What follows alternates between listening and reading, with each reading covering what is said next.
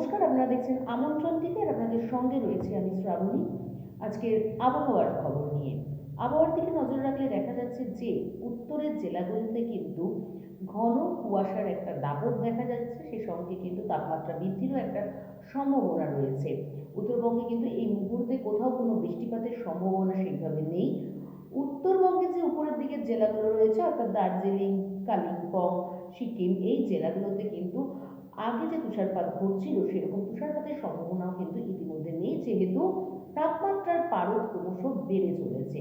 কোথাও কোনো কিন্তু সেইভাবে জাঁকিয়ে শীতের আমেজটা কিন্তু এখনো পর্যন্ত উত্তরবঙ্গের কোথাও সেইভাবে আর থাকছে না বলেই জানিয়েছে আলিপুর হাওয়া অফিস। এছাড়াও যদি দক্ষিণবঙ্গের দিকে নজর রাখি তাহলে দেখা যাচ্ছে যে দক্ষিণবঙ্গে কিন্তু আজ থেকে গত 2-3 দিন কিন্তু ভারী বা ঘন কুয়াশার একটা দাপট দেখা যাবে, তাতে কিন্তু দৃশ্যমানতা অনেকটাই কম থাকবে বলে জানানো হয়েছে আলিপুর আবহাওয়া অফিসের তরফ থেকে।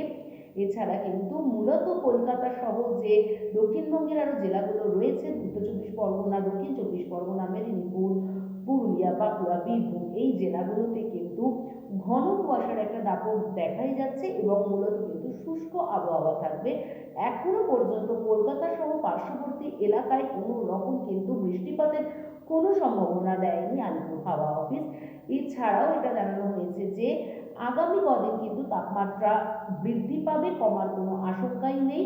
এছাড়া এছাড়া আরও বলা হয়েছে যে তাপমাত্রা বৃদ্ধি পাওয়ার সাথে সাথে কিন্তু ভোরের দিকে এবং রাতের দিকে হালকা একটা শীতের আমেজ অনুভূত হলেও কুয়াশার কারণে বেলা কিন্তু বাড়ার সাথে সাথে সেই শীতের আমেজটা উধাও হয়ে যাবে এবং গরম বাড়বে বলেই জানিয়েছে আলিপুর হাওয়া অফিস।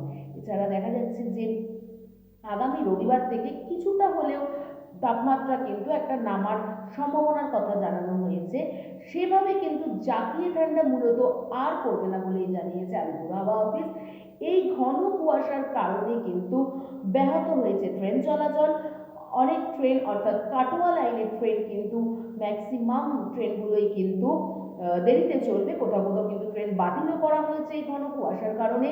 ঘন কুয়াশার দাপটের কারণে কিন্তু শুধুমাত্র ট্রেন নয়, বন্ধ ফেরিঘাটও, ফেরি চলাচলও কিন্তু অনেক দেরিতে, নির্দিষ্ট সময়ের অনেক দেরিতে শুরু হয়েছে, আবার কোথাও কোথাও কিন্তু ফেরি চলাচল এই কুয়াশার কারণে কিন্তু বন্ধ রাখা হয়েছে। এর প্রভাব অর্থাৎ এই যে ঘন কুয়াশা, তার ফলে যে দৃশ্যমানতা কমে যাচ্ছে, এর প্রভাব কিন্তু শুধু বা ট্রেন বা ফেরিঘাটেই নয়, পড়েছে বিমান চলাচলের ক্ষেত্রেও। বিমান চলাচলে কিন্তু ব্যাহত ঘটেছে এই ঘন কুয়াশার কারণে। অনেক বিমান কিন্তু বাতিল করা হয়েছে এবং কিছু বিমান কিন্তু যেই সময় ছাড়ার কথা ছিল তার সেই সময়ের পরিবর্তে অর্থাৎ অনেকটাই কিন্তু লেট করে সেই বিমান ছাড়বে বলেই জানানো হয়েছে বিমান কর্তৃপক্ষদের তরফ থেকে। এর জন্য কিন্তু যাত্রীদের মধ্যে একটা চাপানত্ব সৃষ্টি হয়েছে, যারা বিমান যাত্রী আছেন তাদের মধ্যে কিন্তু একটা সমস্যার সৃষ্টি হয়েছে সঠিক সময় বিমান না পরিষেবা পাওয়ার জন্য, বিমান উড়ান না ছাড়ার জন্য। এই সমস্ত মূল কারণ হচ্ছে কুয়াশা, আর এই কুয়াশা লাগাতার আগামী আরও 2-3 দিন থাকবে বলেই জানিয়েছে, যার ফলে কিন্তু দৃশ্যমানতা অনেকটাই কম হবে। এখনকার মতন এই পর্যন্তই। আরও খবর দেখতে হলে, নিজেদেরকে আরও আপডেট রাখতে হলে আমাদের সাথে থাকুন, প্রতিনিয়ত খবরে থাকুন। আপনারা আমন্ত্রণ টিভির ইউটিউব চ্যানেলটি অবশ্যই লাইক, শেয়ার এবং সাবস্ক্রাইব করুন। আপনারা দেখছেন আমন্ত্রণ টিভি, দেখুন, জানুন, মেতে উঠুন।